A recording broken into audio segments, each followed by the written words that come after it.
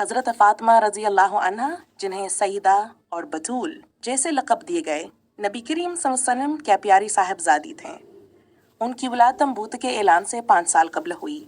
آپ صلی اللہ علیہ وسلم نے حضرت فاطمہ کی تربیت سلامیت تعلیمات کے عین مطابق فرمائی، جس کی بدولت وہ حائمان صبر اور استقامت کا اعلیٰ نمونہ تھیں۔ آپ کی شادی حضرت علی رضی اللہ عنہ سے ہوئی اور ان کے بطن سے حضرت حسن اور حضرت حسین جیسے جلیل لال قدر افراد پیدا ہوئے۔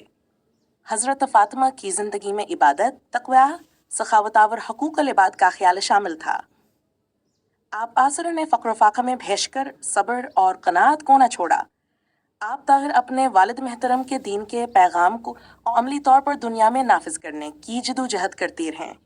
غزو عہد میں نبی کریم کے زخمی ہونے پر ان کے زخموں کو دھو کر ملگایا اور اپنی محبت و عقیدت کا اظہار کیا۔ آپ کا وصال نبی کریم کے خلیل وصال کے 6 ماہ بعد